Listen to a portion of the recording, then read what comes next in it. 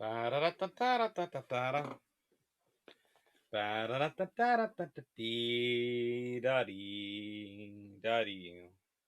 Hello, everyone. Right then. So, what am I doing today? What is this strangely titled video? This is the reading list for the Canada trip. Reading list for Dr. Clarke and Drax, or Alex and Drax, as I prefer to call it. But Drach has his own reasons for calling me Dr. Clarke. Trip to Canada. What should you be reading to follow along? Well, with our trip, if you can't be there, well, I'm going to start off by naughty and recommending my own book, Travels, Battles and Darings. I love this book, even though it does currently store what is my next book in it. And I do realize I'm being a bit cheeky saying read it, because it doesn't technically have much about the Canadian and the Australian tribals in it. Because, as you know, I made a decision that as I couldn't actually go and do the primary research in their archives to look at them, I wasn't writing a book and claiming credit for what other people had done the research in. So I adjusted my book as such to focus on the ones I could go and do the primary research on. Because I'd planned to go, but then COVID happened.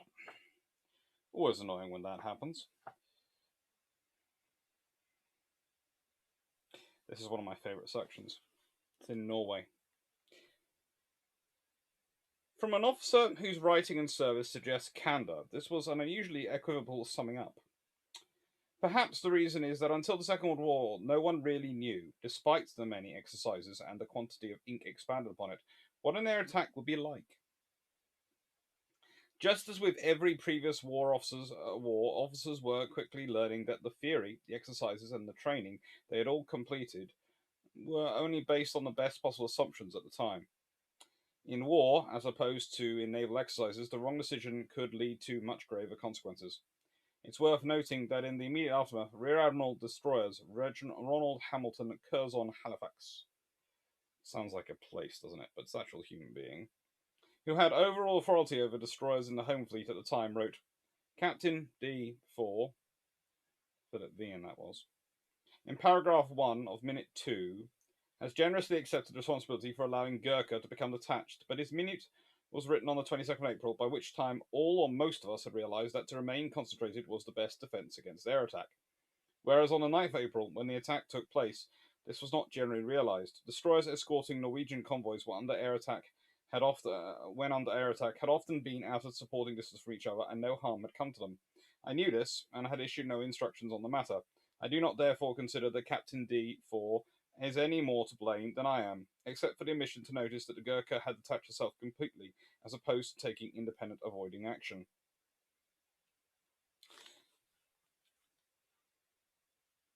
That's a point which is often forgotten in war. How quickly you have to learn lessons. The 9th to the 22nd of April. That's less than 2 weeks. And yet, the world had changed. The world had changed. They had gone from a scenario where destroyers detaching themselves to try and attack aircraft as they're coming in, as HMS Gurkha had done. She detached herself to prevent the enemy air attack, being able to concentrate. That was the idea, get a better position to fire her guns, manoeuvring to fire her guns better. Remember, these are ships which are fitted with a 4.7 inch, not the 4.5 inch. Because the 4.5 inch for destroyers wasn't ready at this point.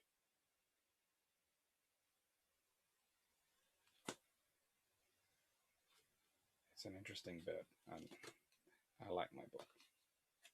I do. And yes, an author is allowed to like their own book. I have read some of the reviews. I read a lot of the reviews. Honestly, probably more than I should.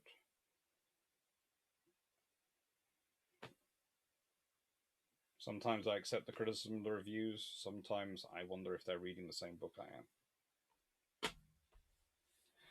am. Tribals. Now, I was considering getting out my very little slim book, which is all about Canadian tribals. But honestly, I have seen even less copies of that than I've seen of this over the years. So I went with Martin Bryce's The Tribals, which is a class history. My book is not a class history. Please note, it's called Tribals, Battles and Darings, the genesis of the modern destroyer. But in many ways, those titles should be flipped around.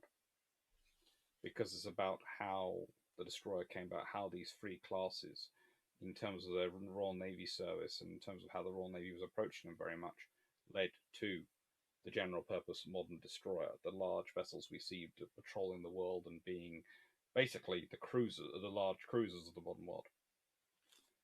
This is a class history, and it's an exceptionally good one. I will never be able to compete with this in terms of class history because I would basically have to copy what he wrote to do it, because he could go and interview lots and lots of people, and it's really good. And appropriately, it of course has Haida in it. And as I'm going to be visiting Haida, it seems appropriate to read from her story.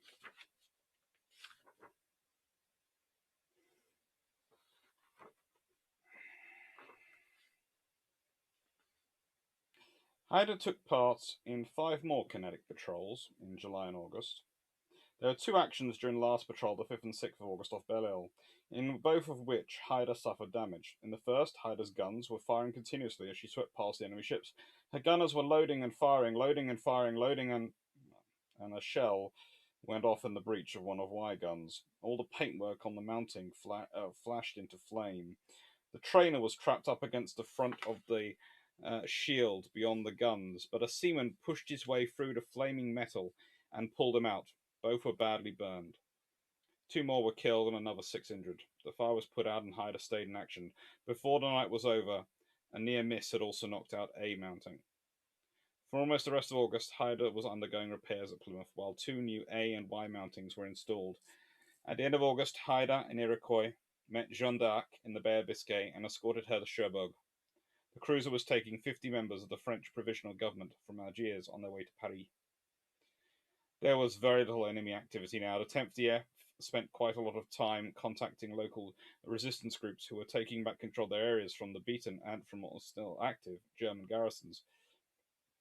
Haida and Kelvin spent the 4th 5th September patrolling off Ushant to intercept any German vessels trying to escape from the Brest to La Rochelle. Nothing happened as the 2 destroyers headed southwards. They therefore sent some arms ashore to the FFI on the Ile de Yule and continued to the mouth of the Ronde. They tried to make contact with the FFI near Athcaron without result. They also investigated a reported minefield of Saint-Jean-de-Luz near the Franco-Spanish frontier and then headed north again during the night.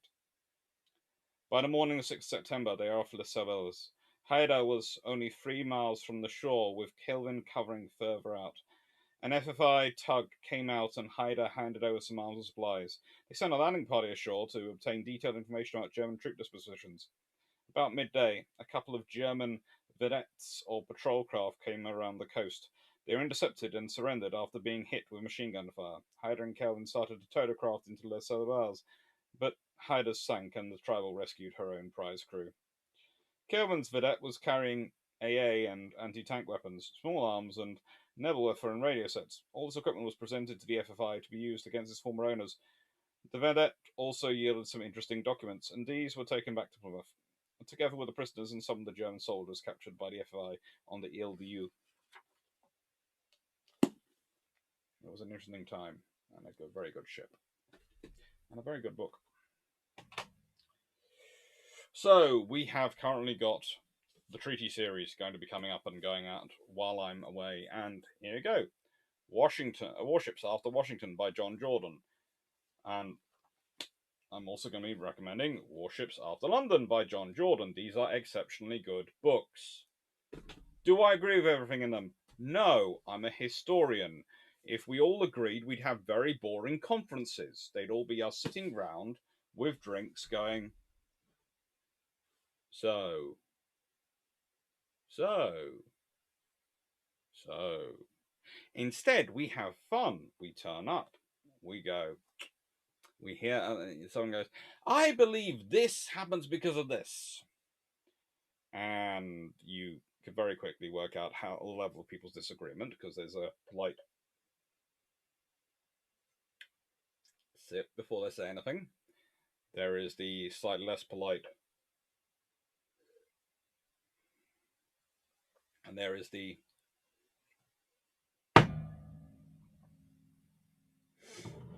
and that's when you go, this is going to be fun. Anyway, no, I did not manage to break either the desk or the glass. I was worried for a second. These books, they're good. Warships After Washington is full of interesting designs and points about the capital ships, about Nelson class, about the various ships being built. And no, I don't agree with everything, but I do agree with a large amount of it in here, and I find it all thought-provoking and all interesting.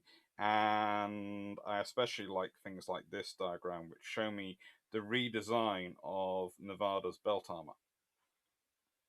And I find that particularly interesting.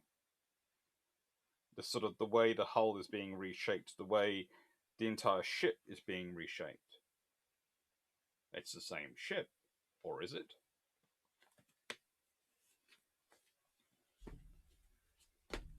Warships Off London, I will admit, always slightly confuse me because, well, it's about the same thickness. And I would argue there was a lot more of debating over Washington than London. But there again, there is a lot more that the ships get up to, and there are some beautiful designs of aircraft carriers, especially in here. And it's the sort of book you can lose yourself in for hours. Littorio class and the King George V. Now, the King George V's, what I love is this light is it really shows that armor profiles. Guess which is which from the armor profile? Littorio, King George V. And one of the things I've often thought when looking at the KGVs is if they had managed to get quadruple 14-inch in all positions, the world might treat them slightly differently. I think we look at them and we go, well, for 14-inch guns, and they only had 10 versus 9, 16-inch and all this stuff. It looks wrong. It doesn't look as good. We know that on paper the 14-inch is definitely not a bad gun, and you certainly don't want to be hit by 14-inch shells. But it doesn't sound as strong in a 16-inch gun age or an 18-inch gun age. But if you were turning around and going, we have 12 14-inch guns. Rate of fire, especially because the 14-inch shell is going to be lighter than a 16-inch shell, it's going to be. Rate of fire, machinery, the speed of loading, and etc. Plus having 12, that becomes interesting then. That becomes something you have to start going, ooh.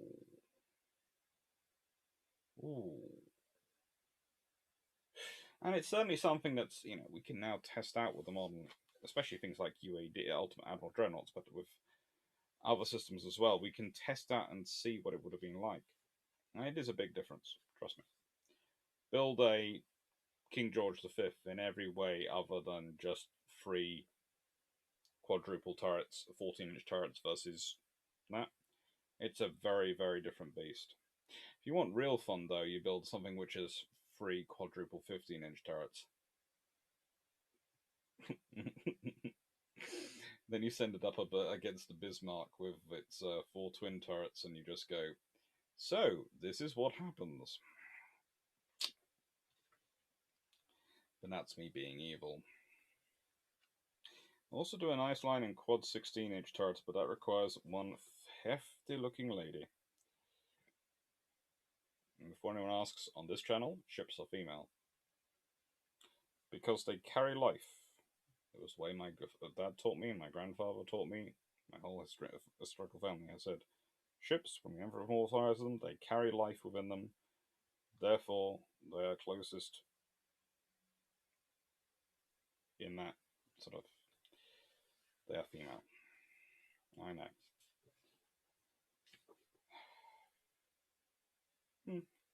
It's fun.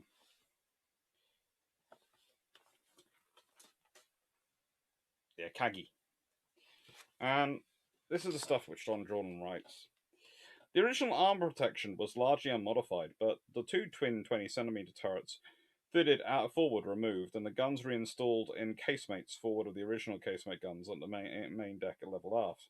20cm guns were by now of questionable utility, given their proximity to the waterline, but were still considered important to protect the ship against enemy cruisers. In place of the original high-angle armament of 12cm guns, there were 16 12.7cm gun 40s in the new twin mounting, currently being fitted into modernized cruisers and battleships. These will be supplemented during the late 1930s by the new twin 25mm mounting. Oh, poor ship. Being manufactured on license from Hotchkiss to provide a close-in and anti-dive bomber capability. I do believe whoever the hot salesman was for Hotchkiss, they did the mighty effort. Mighty effort on behalf of the Allies with that sale. When Kaga emerged from refit, her stand displacement had risen to a massive 38,200 tons, more than 8,000 tons greater than her displacement as first completed, and 11,300 tons greater than her official displacement under the Washington Treaty.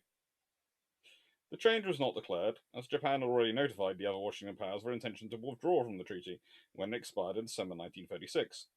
Akagi was taken in hand at Sasebo in late 1935, following the completion of Kaga's refit. The work was again delayed by funding problems, and the result that, although Akagi's reconstruction was far less extensive than Kaga's, it's almost 3 years before the ship emerged from the Sasebo Treaty. The original boilers were replaced by modern oil-fired units, but Akagi retained her original turbines, and horsepower was therefore little changed. You'll give me new boilers, but you give me the same old turbines. My ship don't go so fast. That is actually one of the interesting things, because one of the complaints often about Akagi is that she's slow. So, if the Japanese had found the money and had fitted new turbines along with the new boilers when they're doing this massive refit, you do start to think of what would the effect be on history. Would they have launched the third wave at Pearl Harbor if they'd had that speed in hand? Would they have done different things in the various campaigns? That would have changed history overall, but could have changed some of the nuance and narratives, not the outcome. The point is, the reason they don't is the same reason they're not going to win World War II. The Japanese don't have the maritime infrastructure. And one of the reasons they don't have the maritime infrastructure is if we think the Treaty of Versailles has hamstrung the Germans' ability to have a maritime infrastructure. Honestly, the Washington Treaty, followed by the London Treaty, also do their part on the Japanese. The Japanese are not, they don't, it's not that just they don't have the money, they don't have the consistent construction to be able to invest and to be able to keep the skills and build up the infrastructure to the level they needed. And even if they had, they would never have had been able to build up infrastructure to match the British and the Americans. They just don't have the land, the natural resources, and the economy at that time. It's one of those interesting things when you start looking at it. They can, on the first surface part, you can go island nation like Britain, but then you look at the actual terrain, you look at the effects of the various economic downturns and the reality of their population at the time in terms of infrastructure. You need to go start building roads and railways, and honestly, Japan doesn't have enough of either to really build herself up. She can't fully mobilize her economy, can't even in the middle of World War II, because of the infrastructure issues. Infrastructure. It ain't sexy, but it decides things. Warship Camouflage of World War II by Malcolm Wright. This is the destroyers, frigates, escorts, and minesweepers, and coastal warfare craft, which seems rather appropriate, considering Sackville and Haida are some of our primary things we're visiting. Oh.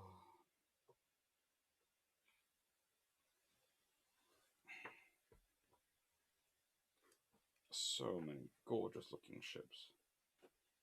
Oh.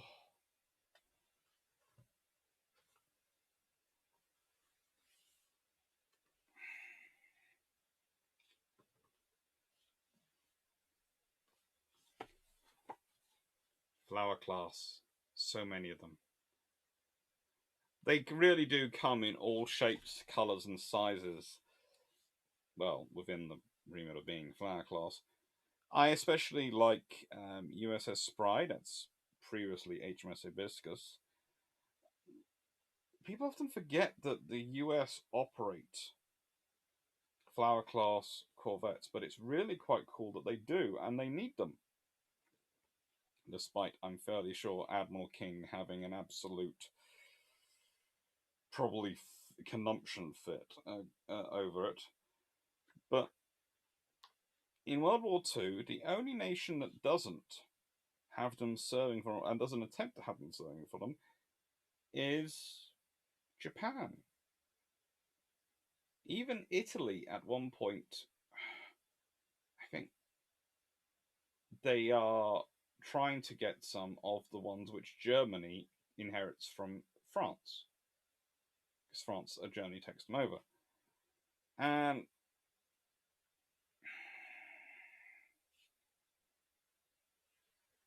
it's an amazing fact when you think that they're such a ubiquitous tool.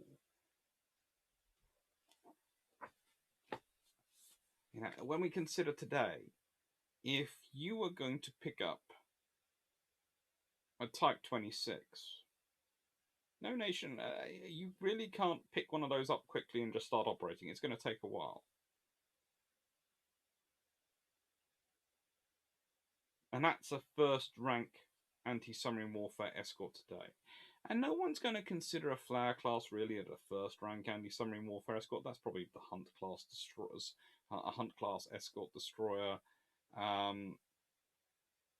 various other sort of Black Swan class sloops, etc. But the flower class are good enough that no one hesitates if they get hold of them. They want to use them because they work. The flower class are in many ways the AK-47 of anti-submarine warfare. They are rugged, reliable, and they keep on chugging along. And you're not quite sure why, but they do.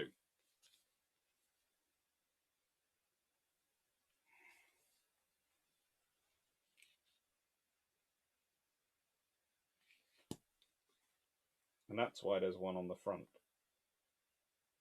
HMS Bluebell.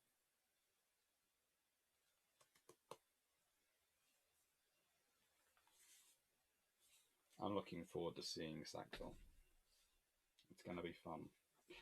First new book of the day, as I don't think I've seen this one before. Show this one up. British Warship Losses in the Modern Era, 1920 to 1982, by David Hepper. It was only recently sent to me, and it's roughly £30 recommended retail price. But it's absolutely gorgeous to read, and it's when you realise things like armed merchant cruiser Transylvania gets lost, 10th of August 1939. He had an armed merchant cruiser called Transylvania. But it's more when you go through... No, I don't think she was lost in 10th, 1939. I think probably not. I think she's in the 1941 section, actually. she was taken into service on 1959. It's kind of confusing. I will have to say that sometimes the dates at the top and the dates, it just gets a bit.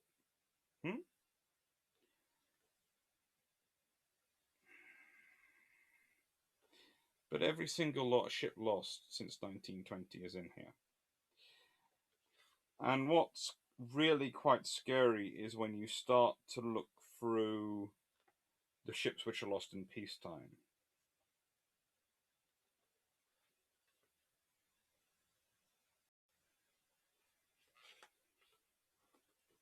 And there are ships lost in peacetime.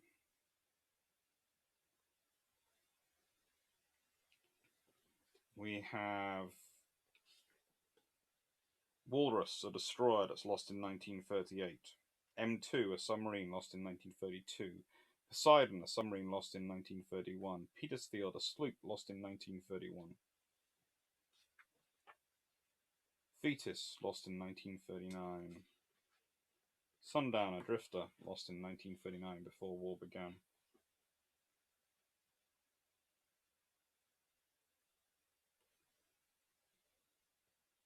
Tugs, submarines, drifters, fuel lighters, drifters. Drifters were critical ships to supporting the Navy. H-29 lost 9th of August 1926. Having recently completed a refit at Devonport Dockyard, she was lying alongside the south wall of No. 2 Basin. There are a series of basin trials with various power cables and lines connected from the shore. Part of the trials involved testing the torpedo tube firing mechanism, which required the boat to be trimmed down to submerge the tubes. At 13:30, under the supervision of the First Lieutenant of H-29, Lieutenant Malcolm Edgar Weevil, the trial got underway. He announced that he intended putting a drop of water into the main ballast tanks, which would bring the boat down to the required trim. However, this intent was asked as an order to flood the tanks. With the tanks filling, the boat steadily settled until the stern was underwater, and as several hatches were open and could not be closed because of the tubes and lines from the shore, water flooded in. She now started to sink rapidly by the stern, despite trying to blow the ballast tanks clear. Lieutenant Scream, who had just returned on board, made desperate efforts to close the hatches, including cutting the pipes, but it was too late, and there was a scramble for the men on board to clear the boat before she sank. 1 rating and 5 dockyard workers were drowned. The sinking resulted in a civilian inquest on the dead workmen and a series of courts-martials. Weevil was found guilty of hazarding his ship by negligence or by default. He failed to give clear orders, which had resulted in confusion, had failed to realize or investigate why the tanks had been flooded, and further, he had failed to ensure that all the hatches were shut. He was dismissed his ship and severely reprimanded. Lieutenant Scream was found guilty of failing to take charge of the submarine and had been unclear of his executive officer's intentions. He was reprimanded. Petty Officer Ask was cleared of negligence, as it was found that he had believed he was acting as ordered. The submarine was later successfully raised, but not returned to service, being sold for scrap in October 1927. The National Archives, Admiral ADM, that's Admiralty, 156/196. And also, Evans, page 159. I always like it when you have good sources. And there's also the British newspapers.co.uk, Exeter and Plymouth Gazette, 10th August 1926, page 8, and 21st August 1926, page 4. Now, Evans, you turn to the back and go, oh, where's the source? Where's the source?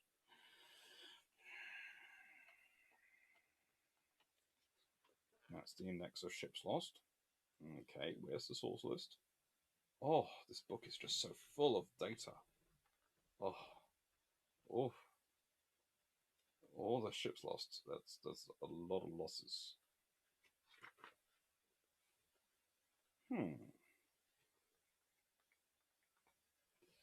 That's interesting.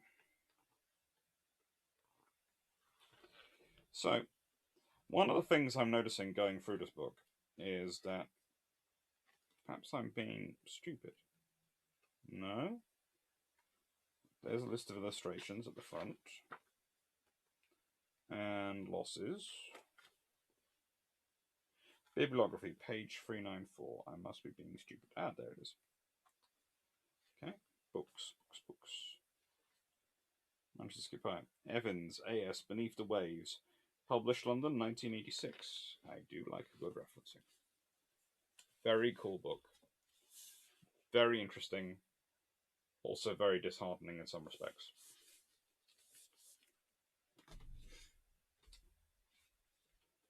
Naval Battles of the Second World War by Leo Marrett. I like Leo. The Atlantic and Mediterranean. It's a good book. It's got some wonderful pictures in it. It's not overly focused on the masses of writing. I will say this. It's about giving you an overview. It's a very good overview, and I have seen a few books like this over the years. Some are better than others. This one's quite good in this genre. It's got the Battle of the River Plate, the Battle of Narvik, well, the first and second, which I presume are actually the second and third battles of Narvik. I'm sorry, Leo. If you're watching this, please know I still think your book's very good. It's just my personal pet peeve that the Battle of the Norwegian versus German battle is forgotten. It's just a case of, does that battle not count, or is that Battle Zero? If it's Battle Zero, then the first and second makes sense, but otherwise, yeah. Loss of HMS Glorious, the Pursuit of Bismarck. Operation Cerberus, the Channel Dash. Convoy PQ-17, the Battle of Barents Sea, the Battle of North Cape, the Battle of Atlantic. Mediterranean Sea, Mers al-Kabir. Sinking of the Bartholomew Colony. Taranto, Battle of Marapan. Destruction of the Ruzberg Convoy. The Battle of Sirte. The Operations Harpoon and Vigorous, Operation Pedestal. And the Naval Battle of Casablanca, Operation Torch. This is a good book. Oof. I always like to see Savage turning up. Savage is such a cool ship because, of course, she has the double 4.5-inch forward. She's testing it out, and she has single 4.5 inches aft. She's a test bed for the 4.5-inch double gun, which goes in the battle class. Just so cool. She's the one ship that looks like this. She's a sort of proto-battle in that respect.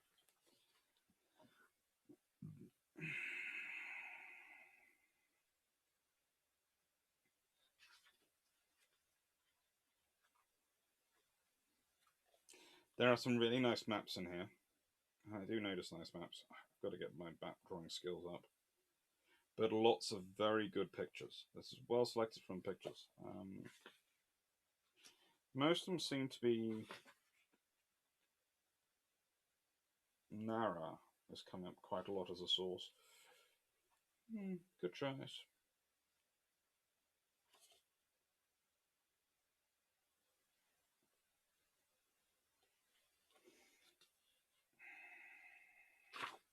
I'm not going to be distracted by the reading of Glorious, because if I get into Glorious, then I will just be, lost ranting about certain captains for the rest of the day. So the Channel Dash. The passage. Like was with the Germans from the very start. The two battle cruisers, accompanied by the Prince Eugen and 5th Destroyer Flotilla, were scheduled to leave Brest at 19:30 hours. Now, here is another thing me and Leo are going to have an argument over. Charnos and Eisenhower are not battle cruisers. I'm sorry, Leo. I love you, but they're not. They're battleships. Yes, they're armed with 11-inch guns. Yes, they're fast. No, that does not make them battle cruisers. That just makes them the best kind of level of battleship that German industry can build at that time. Because they wanted to build a battleship, but they couldn't build a 15-inch gun at that time. They could only build an 11-inch. Just because you're making it unarmed doesn't turn it into a battle cruiser. It's like, in the nicest way, just because you give the Deutschland class 11-inch guns does not make them a pocket battleship. Because if they're a pocket battleship and they have 11-inch guns, then of course the Charnos must be full battleships.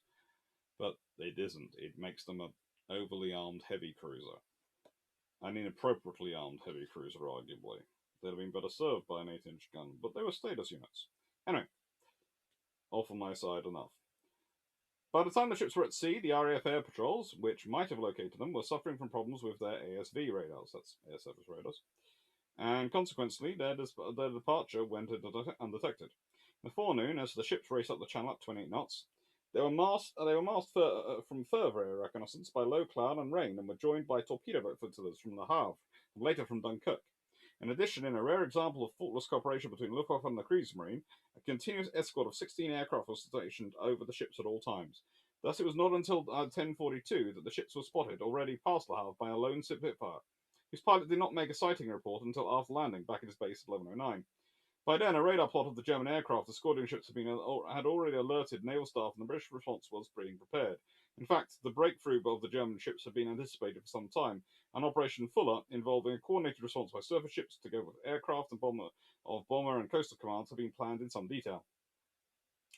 However, no one had anticipated a daylight attempt, or that the Germans' ships would ever get so far before being located, and now time was very much of the essence. The first force to act were 5 motor torpedo boats based at Dover, which left the harbour at 11:55 and immediately set course towards the enemy force, which was already approaching the nearest part of the Dover Strait. Making contact at 12:23, they were unable to penetrate the close escort of E-boats and torpedo boats, and fired off their torpedoes at around 4,000 yards before withdrawing without loss.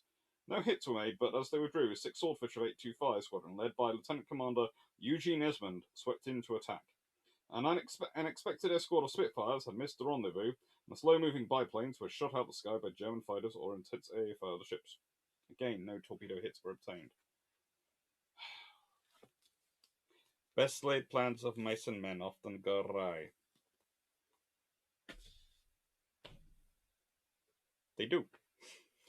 You can have all the plans, but if you can't plan for everything, and sometimes the most obvious stuff doesn't stick. So, and Total Germany, David Ragg. The Royal Navy's War Against Axis Powers, 1939 to 1945. You can't say no to this book. Far clever was the placing of a large illuminated buoy as big as the Albert Hall in the middle of the harbour, so brightly lit that no matter from which direction a swordfish approached, they'd be highlighted against it for the benefit of air gunners. Unfortunately for the Italians, when the tail-end Charlie swordfish pilot saw all 5 aircraft ahead of him highlighted by the buoy, he dropped his torpedo in its direction, blowing it up and extinguishing all the lights at once. The Italians claimed that the fleet air arm had sunk a hospital ship, but the pilots did not see any red crosses. Flying at night, encounters with enemy fighters were a rare event. Charles Lamb was flying from Eleusis to Paramifia after debriefing a senior RAF officer on the raid against Durazio. He was giving a young subaltern observer a lift, but not because he needed a navigator, because he needed someone to watch the skies behind his aircraft of fighters and to make sure that they were not tracked heading into Paramifia. This was fortunate because at 5,000 feet over Corfu, the observer suddenly shouted, "Fighters astern, on both sides." Looking at shoulder, Lamb saw 2 Fiat CR-22 biplane fighters, each fitted with twin 12.7mm machine guns. These aircraft would have posed no threat at all to many aircraft today, but they were a very real hazard for a plodding stringbag. As the Swordfish was affectionately known in the Fleet Air Arm, they were also possibly the only fighters slow enough that I could actually slow down to actually engage a Swordfish, but we'll leave that to one side, instead of having to do zoom and boom runs and rely on air defense. Lamb immediately jettisoned his torpedo and started the defensive maneuver he had been taught and that he had earlier rehearsed when his ship was working up in Bermuda.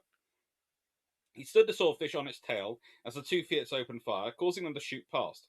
He then dived vertically on full power, hoping the observer was safely strapped in and that the wings wouldn't tear off as he reached almost 200 knots. He levelled out closer to the sea than he had ever done before. Prior to climbing so steeply, the observer blacked out briefly. He saw that the 2 Fiats approach again, still in formation rather than in line, which he felt might have given them a greater chance of success, and repeated his stall. Dive and climb maneuver again, glancing around just to see the 2 fighters crashing into the sea. On checking with his observer that he was all right, all Lamb got in reply was a murmur. On landing, he looked into the rear cockpit to see if the observer was in fact fine, and he found that the young man had been violently sick and was in tears, probably. Lamb thought at being discovered in such a mess. They had in fact been very lucky, as when Lamb pulled his parachute out of the aircraft, it fell apart. His aircraft had been hit machine gun shelled and a machine gun shell had lodged just inches away from what he described as his most sensitive anatomy. I'm I'm immature enough to still giggle at that one. There were further operations from Mount Paramithia, starting on 9th of April and continuing for 8 days. In these operations, another 4 significant merchant vessels were sunk, and even more importantly, the Axis powers stopped using the port.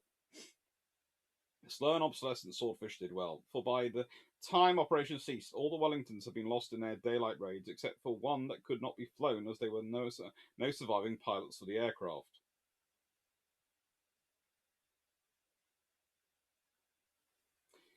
There was an even bigger problem, not on the horizon, but seen by those at Paramithia waiting to make their one last sortie on 17 April.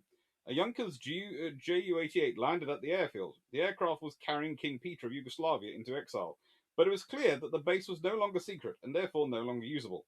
The Ju-88 had been shadowed by a squadron of Heinkel HE-111s that attacked but could inflict little damage in the fading light without flying into the sides of the mountains.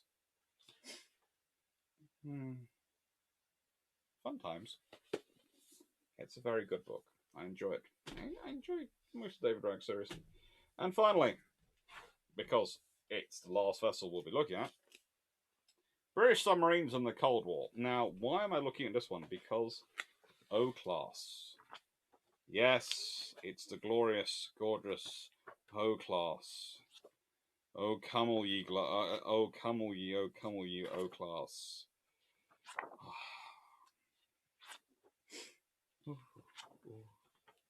I do love it when Norman Freeman has pullouts in his books. There's just sort of something about them which just makes you go, ooh. The Fast Battery Submarine. Gorgeous.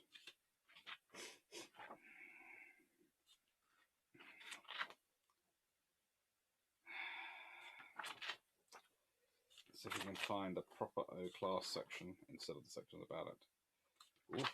No. The trouble is, I wanted to read this section, but I'm trying to figure out which section is actually the one which is best for reading, for showing how good it is.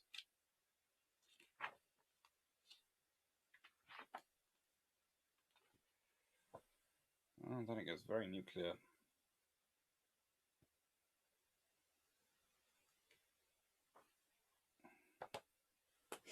Let's go back.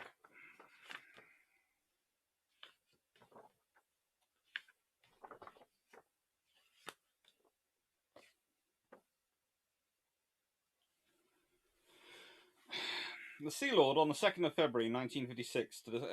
The Sea Lords met on the 2nd of February 1956 to discuss the submarine program. First Sea Lord, Admiral Mountbatten, that noted luminary, wrote that it was time for a study of the future submarine fleet, since by 1960 virtually all existing submarines would be unfit for service. Despite modernization, this was not true. Several papers written by the previous year conflicted.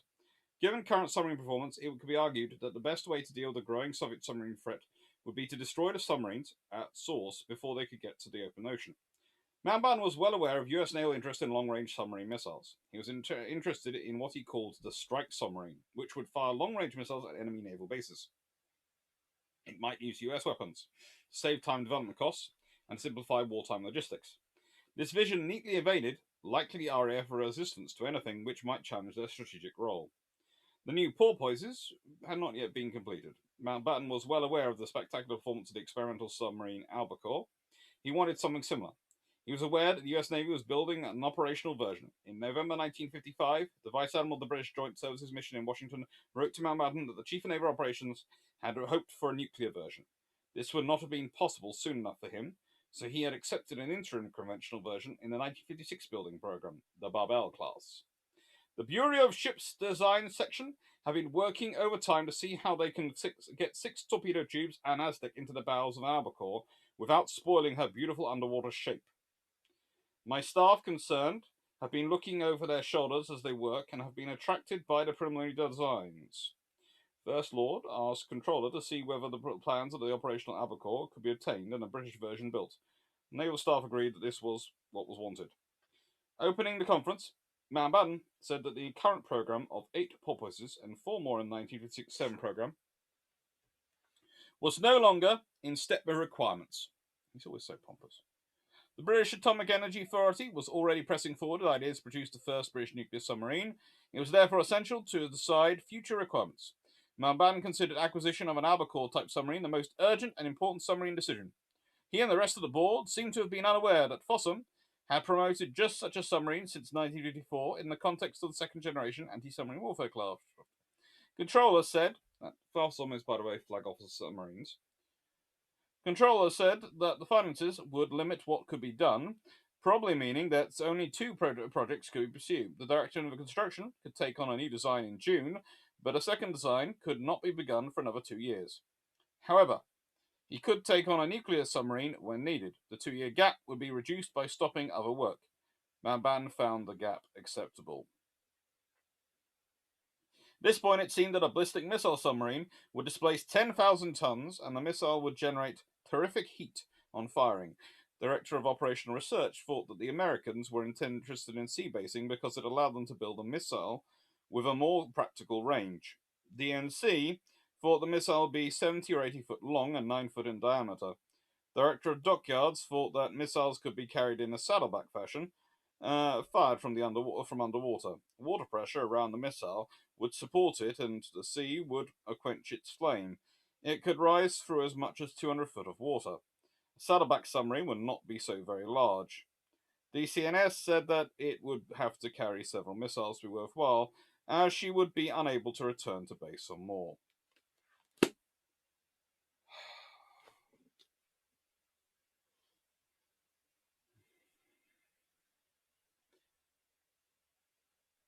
It's one of those interesting periods of history. I don't know what's going on at this point. When you start to look at these SSKs, which are in many ways the most refinement of the World War II period technology, and reaching a sort of technological peak, and then sort of plateau and then go up again. But at the same time, they're talking about a future, and it's a future which, as always, you get wrong. And that's the lesson I try and teach so often to people. When you're trying to predict a future, you often will get it wrong. And that's fine. As long as you build things with enough capacity within them to absorb your mistakes. You cannot afford to build for the future based on a belief that you will get everything right when you're making decisions now. Because the world changes, technology changes. The realities of things are very different. So, that is the Canada reading list. That is 9 books for your delectation, I think. Let me just count again. Yeah, 9 books. I hope you enjoyed it. I hope you found it interesting. I realize this is not as long as a normal UAD video is, but there's a reason for that. Tonight, I am, of course, as I said before, at a wedding rehearsal, not my own. And on our duties. And tomorrow is the wedding. Woohoo! So, wish me luck. I survived the various events so far. I will survive. Thank you very much for watching. Hope you enjoyed, and I hope you found it interesting. And I hope you find you find the stuff that comes out while I'm in Canada interesting as well. Thank you again for all your support. It wouldn't be happening without you. It wouldn't be happening without the people who watch this channel. It would not be happening without the people who do the super chats. Would not be happening without the people who do super thanks. Without the people who are not just subscribers, but as well. Without the people who have joined the channel. All those buttons are sort of down there. If you do feel like subscribing or joining the channel, that's really nice. Or becoming a patron. All of that. It wouldn't be possible without you. And so thank you very much. You've really changed one naval historian's life. I'd like to say one young naval historian's life, but once you reach a certain point in your 30s, you no longer feel you can really claim to be young. Thank you very much, everyone. Take care, and